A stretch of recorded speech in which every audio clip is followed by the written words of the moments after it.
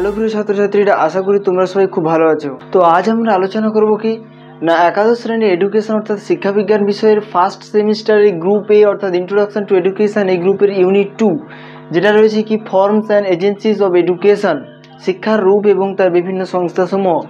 তার মধ্যে আমরা আলোচনা করব সাব ইউনিট সি, যেখানে রয়েছে গাইডিং এজেন্সিজ অফ এডুকেশন, অর্থাৎ শিক্ষাক্ষেত্রে যারা যে সমস্ত সংস্থাগুলো শিক্ষা কেমনভাবে চলবে, শিক্ষা ব্যবস্থা কেমনভাবে চলবে, শিক্ষার মানোন্নয়ন কীভাবে হবে সে সম্পর্কে নির্দেশনা দিয়ে থাকে। তো সেই সমস্ত সংস্থাগুলির সম্বন্ধে আমরা জানব। তো আমাদের যে সিলেবাস রয়েছে সেখানে আমাদের এই 6টা সংস্থার কথা আমাদের জানতে হবে। তার মধ্যে রয়েছে এনসিইআরটি, এসসিইআরটি, ডিআইইটি, এনসিটিই এবং রয়েছে কি ইউজিসি এবং ইউএনইএসসিও।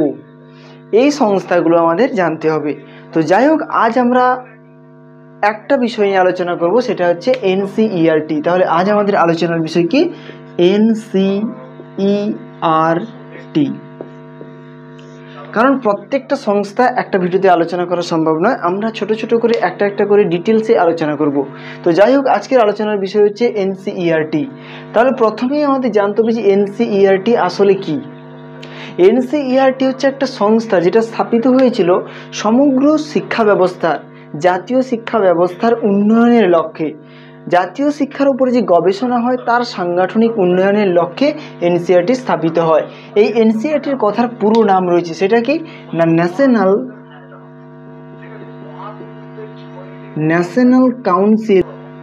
কাউন্সিল অফ এডুকেশনাল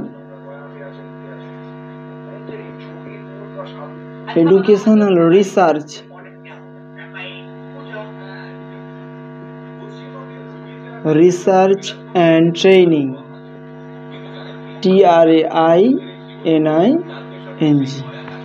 তাহলে দেখো, national council of educational research and training, এটা হচ্ছে এনসিইআরটির পুরো নাম, সম্পূর্ণ নাম, যেটা আমাদের এমসিকিউতে থাকতে পারে। তো এই এনসিইআরটি তাহলে স্থাপিত কিসের কারণে? শিক্ষা ব্যবস্থার মান উন্নয়নের জন্য। প্রত্যেকটাই তার স্থাপিত হওয়ার মূল উদ্দেশ্য হচ্ছে শিক্ষা ব্যবস্থার মান উন্নয়ন। তো সেই নিরিখে এনসিইআরটি সর্বপ্রথম স্থাপিত হয় 1961, অর্থাৎ 1961 সালে এনসিইআরটি স্থাপিত হয়। কার অধীনে? ভারতীয় যে শিক্ষা মন্ত্রক রয়েছে তার অধীনে 1961 খ্রিস্টাব্দে স্থাপিত হয়। আর এনসিইআরটি যে প্রধান সদর দপ্তর রয়েছে সেটা কোথায় না, এর যে সদর দপ্তর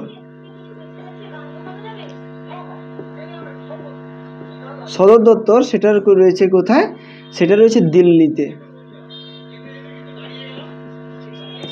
ঠিক আছে, দিল্লিতে কোথায় না অরবিন্দ মার্গ। এটা একটা গুরুত্বপূর্ণ প্রশ্ন হতে পারে যে এনসিইআরটি সদর দপ্তর কোথায় রয়েছে, এনসিইআরটি সর্বপ্রথম কবে স্থাপিত হয় এবং কার অধীনে স্থাপিত হয়? কার অধীনে? ভারতীয় শিক্ষা মন্ত্রকের অধীনে। আর এটা একটা স্বয়ংশাসিত শিক্ষা প্রতিষ্ঠান। এটা অ্যাকচুয়ালি একটা শিক্ষা প্রতিষ্ঠানও বটে, তাই না? কারণ এখানে শিক্ষা বিষয়ক সমস্ত সিদ্ধান্ত এখানে নেওয়া হয়। তো যেহেতু এটা একটা সংস্থা, সেহেতু এর মধ্যে অনেক সদস্য থাকবে। তাহলে প্রথমে আমরা জানবো কি সদস্য। এনসিইআরটির সদস্য হবে কারা? তাহলে এনসিইআরটি সদস্যদের মধ্যে থাকবে কারা? এনসিইআরটি সদস্যদের মধ্যে থাকছে সভাপতি থাকছে, তার সঙ্গে থাকছে সহসভাপতি। সভাপতি হলেন কে না ভারতীয় মানব সম্পদ উন্নয়ন মন্ত্রী, আর সহসভাপতি হলেন কে না ভারতীয় শিক্ষা উপদেষ্টা মন্ত্রক। তো আর যে সদস্যরা থাকবেন তো তাদের মধ্যে হচ্ছেন কে না, প্রথমত হচ্ছে ইউজিসি এর চেয়ারম্যান, দ্বিতীয়ত হচ্ছে কি না 4টি যে কোনো বিশ্ববিদ্যালয়ের ভাইস চ্যান্সেলর, তার সঙ্গে থাকছে ভারতীয় শিক্ষা যে পরিষদ রয়েছে সেখান থেকে নির্বাচিত 12 জন সদস্য, তার সঙ্গে থাকছে কি সিবিএসই বোর্ড, তার সঙ্গে থাকছে সিবিএসই অর্থাৎ কিনা central board of secondary education. এই বোর্ডের প্রধান, এই বোর্ডের যে হেড রয়েছে তিনি থাকবেন এর মধ্যে। আর কে থাকবেন? ভারতের প্রত্যেকটা রাজ্যে অর্থাৎ জাতীয় স্তরের প্রত্যেকটা রাজ্যের শিক্ষামন্ত্রী অথবা তার প্রতিনিধিত্ব করবেন এমন ব্যক্তিদের এর সদস্য পদের সঙ্গে যুক্ত থাকতে হবে। তাহলে এগুলো গেল কি না, এগুলো গেল সদস্য, অর্থাৎ কারা কারা এনসিইআরটি অর্থাৎ national council of educational research and training এই সংস্থারই সদস্য হবেন। তো এরপর আমরা জানবো কি, তাহলে এর সদস্য সংখ্যা আমরা জানলাম বা এর সদস্য কারা কারা তাদেরকে আমরা জানলাম। তো এরপর আমরা জানবো এর উদ্দেশ্য। দেখো এর উদ্দেশ্য বা কাজ, ঠিক আছে, এর উদ্দেশ্য বা কাজ, এর উদ্দেশ্য বা কাজ কি? এই এনসিইআরটি আসলে কি করবে? আমাদের যে শিক্ষা ব্যবস্থা তার উন্নয়ন ঘটাবে। সেক্ষেত্রে সিবিএসসি যে বোর্ড, আমাদের যে আমরা যে পড়াশোনা করছি সেটা হচ্ছে সিবিএসসি বোর্ডের আন্ডারে। তো এই বোর্ডের অধীনস্থ প্রত্যেকটা বই রচিত হয় এনসিইআরটির অধীনে। তো এই এনসিইআরটি সিবিএসসির অন্তর্গত প্রত্যেকটা পাঠ্যক্রম, তার অন্তর্ভুক্ত পাঠ্যসূচি, সেই অনুযায়ী বইপত্র রচনা করার দায়িত্ব কিন্তু এই এনসিইআরটি থাকে। তাহলে প্রথমত হচ্ছে কি, প্রথমত হচ্ছে শিক্ষা ব্যবস্থার মান উন্নয়নের উদ্দেশ্যে, দ্বিতীয়ত হচ্ছে সিবিএসসি বোর্ডের অন্তর্গত প্রত্যেকটা শ্রেণীর পাঠ্যক্রম, পাঠ্যসূচি এবং পাঠ্যপুস্তক রচনা করার দায়িত্ব থাকে এনসিইআরটির উপর। তার সঙ্গে সঙ্গে এনসিইআরটি কী করে না, বিভিন্ন বিশ্ববিদ্যালয়ে যে গবেষণা একটা বিষয় রয়েছে, সেই গবেষণার যে সাংগঠনিক দিক তার উপর একটা উন্নয়নের লক্ষ্য রাখে। অর্থাৎ যখন গবেষণা করবে কোনো একজন ব্যক্তি, তখন তার যে সরঞ্জাম, তার জন্য যে তথ্যগুলো দরকার হবে, সেই ব্যক্তি যাতে সহজে পেয়ে যায় তার জন্য ব্যবস্থা করে কে? এনসিইআরটি। আর কি করে না, দেশের সমগ্র জায়গার শিক্ষা ব্যবস্থার মধ্যে একটা যোগাযোগ রক্ষা করে। অর্থাৎ কি, দেশের বিভিন্ন রাজ্যে অবস্থিত শিক্ষা যে পর্ষদ বলো, শিক্ষার যে সংগঠন বলো রয়েছে, তাদের মধ্যে একটা যোগাযোগ স্থাপন করে এই এনসিইআরটি। আর কি করে না, আন্তর্জাতিক স্তরের শিক্ষাকে ভালোভাবে পর্যালোচনা করে, তার সঙ্গে দেশীয় শিক্ষা ব্যবস্থাকেও ভালোভাবে পর্যালোচনা করে এবং এরপর উভয় শিক্ষার একটা মেলবন্ধন ঘটায়। অর্থাৎ কি, বাইরের যে শিক্ষা ব্যবস্থা তার মধ্যে কোন কোন বিষয়গুলো আমাদের শিক্ষা ব্যবস্থায় প্রবেশ করালে আমাদের শিক্ষা ব্যবস্থা আরও উন্নত হবে, সেটা ভেবে দেখে এনসিইআরটি। আর কি না, শিক্ষামূলক যে বিভিন্ন জার্নালগুলো প্রকাশিত হয়, বিভিন্ন পত্র পত্রিকা যে প্রকাশিত হয়, সেটার দায়িত্বে থাকে এনসিইআরটি। এই এনসিইআরটি শিক্ষক শিক্ষণের জন্য কি, শিক্ষক শিক্ষণ, এই এনসিইআরটি শিক্ষক শিক্ষণের জন্য, অর্থাৎ শিক্ষকদের প্র্যাকটিস করানোর জন্য, শিক্ষকরা কিভাবে শিক্ষাদান করবে শ্রেণীকক্ষে, তার জন্য পাঠ্যক্রম রচনা করেছিল। সেটা কবে কবে না, তাহলে শিক্ষক শিক্ষণের জন্য পাঠ্যক্রম রচনা করে 1988, তার আগে 1978, তাহলে 1988, 1978, তারপরে রয়েছে 1998 এবং 2014। এই সালগুলোতে শিক্ষক শিক্ষণের উপর যে ধরনের পাঠ্যক্রম রচনা করা হয়েছে তার দায়িত্বে কে ছিল? এনসিইআরটি। ঠিক আছে, তো আর এই এনসিইআরটি বিদ্যালয় স্তরের পাঠ্যক্রমও রচনা করেছেন। তো বিদ্যালয় স্তরের পাঠ্যক্রমগুলো কবে কবে রচনা করেছেন? বিদ্যালয় স্তরের পাঠ্যক্রম, বিদ্যালয় স্তরের পাঠ্যক্রম, বিদ্যালয় স্তরের পাঠ্যক্রম রচনা করেছেন 1975, 1988 এবং 2000 সালে। ঠিক আছে, 1975, 1988 এবং 2000 সালে যে বিদ্যালয় স্তরের পাঠ্যক্রমগুলো রচনা করা হয়েছিল সেখানে এনসিইআরটি গুরুত্বপূর্ণ ভূমিকা গ্রহণ করেছিল। এরপর এনইপি 1986 এবং 2020 অর্থাৎ 2020, এনইপি কথার অর্থ হচ্ছে ন্যাশনাল এডুকেশন পলিসি। ঠিক আছে, জাতীয় শিক্ষানীতি যেগুলো হয় তার মধ্যে 1986 এবং 2020 যেটা 2020, তো এই শিক্ষানীতিগুলো গঠন করার ক্ষেত্রে বা এই শিক্ষানীতিগুলো রচনা করার ক্ষেত্রে এনসিইআরটি গুরুত্বপূর্ণ ভূমিকা নিয়েছিল। আর এনসিইআরটি কী কাজ করে না, প্রথা বহির্ভূত যে শিক্ষা ব্যবস্থা, যেটা আমরা পড়েছি এর আগের বিষয়গুলোতে, যে নন ফর্মাল এডুকেশান, তো তার উন্নয়নের জন্য প্রথা বহির্ভূত শিক্ষার উন্নতির জন্য এই এনসিইআরটি গুরুত্বপূর্ণ ভূমিকা গ্রহণ করে। তো এইভাবে এনসিইআরটি আমাদের শিক্ষা ব্যবস্থার উন্নয়নের চেষ্টা করে চলেছে। তো এই এনসিইআরটির অধীনে কি রয়েছে, অনেকগুলো প্রতিষ্ঠান রয়েছে, মানে অনেকগুলো সংস্থা এই এনসিইআরটির মধ্যে রয়েছে আর কি, তার অধীনস্থ সংস্থা।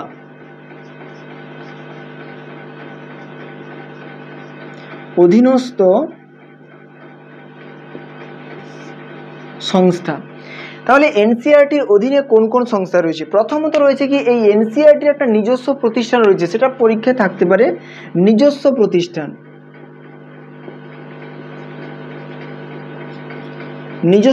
সেটা কি না ন্যাশনাল ইনস্টিটিউট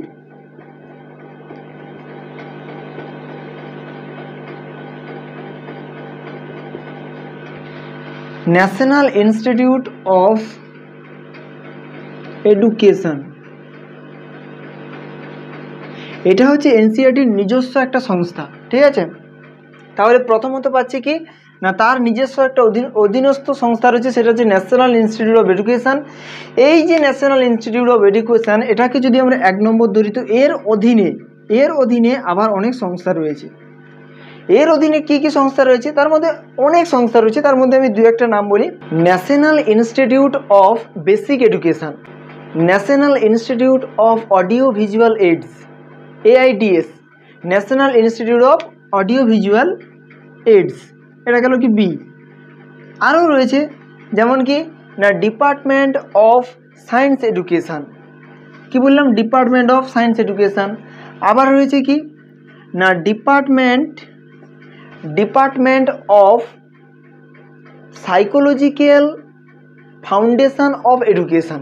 তাহলে কি বললাম না, department of psychological foundation of education, এটাও একটা সংস্থা, যেটা হচ্ছে তার নিজস্ব যে সংস্থা রয়েছে NCERT national institute of education, এর অধীনে রয়েছে এই সমস্ত সংস্থাগুলো। এই যে 2-4টা নাম বললাম, এর সঙ্গে আরও অনেক সংস্থা রয়েছে।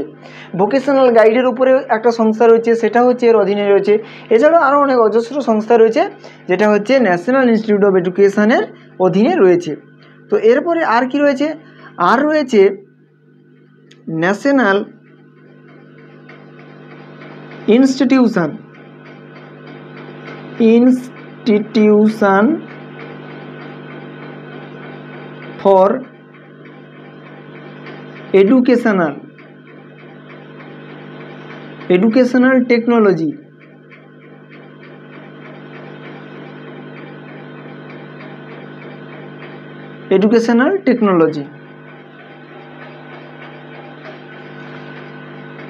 আর কি রয়েছে? ন্যাশনাল, এটা ন্যাশনাল হবে, institution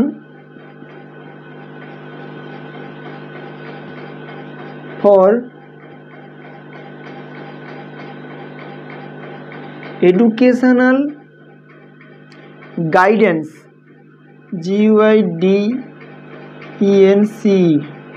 GYDENCE, guidance Bhopal, BHOPLE।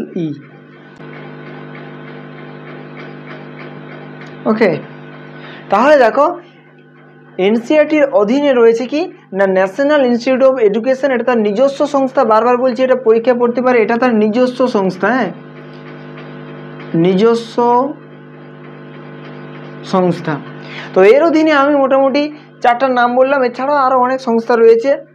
তো তারপরে আর কি সংস্থা রয়েছে এনসিইআরটির অধীনে? সেটা হচ্ছে national institution for educational technology, আর হচ্ছে national institution for educational guidance Bhopal.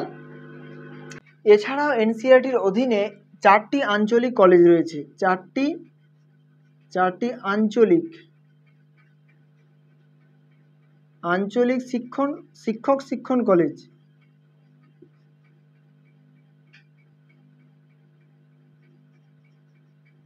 College রয়েছে, ঠিক আছে। তো সেটা কোথায় কোথায়, এটা তোমরা মনে রাখবে, এটা কিন্তু পরীক্ষার জন্য ইম্পর্টেন্ট। সেটা হচ্ছে প্রথমত রয়েছে ভোপাল 1 নম্বর, 2 নম্বর হলো আজমির, 3 নম্বর হলো মহীশূর, 4 নম্বর হলো ভুবনেশ্বর। তাহলে কোন কোন জায়গায় এনসিইআরটি 4টি আঞ্চলিক শিক্ষক শিক্ষণ কলেজ রয়েছে? না ভোপালে রয়েছে, তারপরে রয়েছে আজমিরে, তারপরে রয়েছে ভুবনেশ্বরে, তারপরে রয়েছে মহীশূরে। তাহলে দেখো আমরা কি জানলাম যে এনসিইআরটির অধীনে কোন কোন সংস্থা রয়েছে, ঠিক আছে। তো এরপর আমরা জানবো কি এনসিইআরটি পশ্চিমবঙ্গে কবে এসেছে বা পশ্চিমবঙ্গে এর কাজ কি। দেখো এর কাজ কিন্তু প্রত্যেকটা একই, যেটা আমরা আগে আলোচনা করেছি। তো এটা পশ্চিমবঙ্গে এসেছে এনসিইআরটি পশ্চিমবঙ্গে প্রথম স্থাপিত হয়েছে এখানে নয়, এখানে দেখাই WB, ঠিক আছে। ওয়েস্ট বেঙ্গলে এনসিইআরটি সর্বপ্রথম এসেছে 1988 সালে সর্বপ্রথম এনসিইআরটি পশ্চিমবঙ্গে স্থাপিত হয়। তাহলে দেখো আমরা যে এনসিইআরটি জানলাম, এই এনসিইআরটি আসলে কি, এটা একটা জাতীয় প্রতিষ্ঠান আমাদের দেশের। তো এই জাতীয় প্রতিষ্ঠানে বিভিন্ন জায়গায় কার্যালয় রয়েছে। যেহেতু আমরা পশ্চিমবঙ্গে বসবাস করি বা পশ্চিমবঙ্গে আমরা সিবিএসই বোর্ডের অধীনে আমরা পরীক্ষা দিই, আমরা পড়াশোনা করি, যাই হোক, তো সেক্ষেত্রে পশ্চিমবঙ্গের কোথায় এনসিইআরটির কার্যালয় রয়েছে সেটা জেনে রাখা জরুরি। পশ্চিমবঙ্গ অর্থাৎ WB আমাদের এখানে কার্যালয় রয়েছে দক্ষিণ চব্বিশ পরগনায়। দক্ষিণ চব্বিশ পরগনা জেলার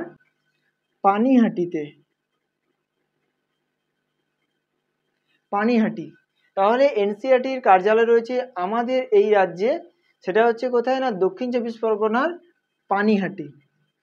এটা এমসিকিউতে আসতে পারে। আর কাজ বলতে আমরা সেই একই ব্যাপার, শিক্ষক শিক্ষণের উন্নতির জন্য, গবেষণার উন্নতির জন্য, বিদ্যালয়ের পাঠ্যক্রমের উন্নতির জন্য, পাঠ্যপুস্তক রচনা করা, শিক্ষা সংক্রান্ত কার্যাবলী মানে শিক্ষা সংক্রান্ত যে পত্রপত্রিকা মানে জার্নালগুলো প্রকাশ করা, শিক্ষা ব্যবস্থার মানোন্নয়ন ঘটানো, শিক্ষকদের মানোন্নয়ন ঘটানোর ব্যবস্থা করা, বিদ্যালয়ের বিভিন্ন যে শিক্ষা সংক্রান্ত সমস্যাবলী সেই সমস্ত সমস্যা সম্পর্কে শিক্ষকদেরকে সচেতন করা, এছাড়াও সমস্ত এলাকার প্রত্যেকটা রাজ্যের যে শিক্ষা সংক্রান্ত তথ্যগুলো সেগুলো ভারতের মানব সম্পদ উন্নয়ন মন্ত্রকের কাছে পৌঁছে দেওয়া, এগুলো কিন্তু এনসিইআরটি করে থাকে সব সময়। তাহলে আশা করি তোমরা আজকের এই ভিডিওর মাধ্যমে এনসিইআরটি সংক্রান্ত বিভিন্ন তথ্যগুলো পেলে। আর এখান থেকে আমাদেরকে বিশেষ কিছু করতে হবে না, পরীক্ষায় যেটা মানে তোমাদের সিলেবাসে যেটা রয়েছে শুধুমাত্র মেনশন অনলি, এই সংস্থাগুলো লেখার পরে লেখা রয়েছে সিলেবাসে মেনশন অনলি, অর্থাৎ এখান থেকে বিশেষ কিছু জানার দরকার নেই, তারা যে কাজগুলো করেছে তাদের কি ভূমিকা শিক্ষাক্ষেত্রে সেটুকুই জানতে হবে। তো যাই হোক, আমরা যেহেতু এটা নিয়ে আলোচনা করছি সেহেতু একটু ডিটেলসে আলোচনা করলাম। আশা করি তোমরা এটা বুঝতে পেরেছো। আজকের ভিডিও এই পর্যন্ত। পরবর্তী ভিডিওতে আমরা SCERT অর্থাৎ স্টেট কাউন্সিল ফর বা of educational research and training এটা নিয়ে আলোচনা করব। ততক্ষণ পর্যন্ত তোমরা সুস্থ থেকো, ভালো থেকো।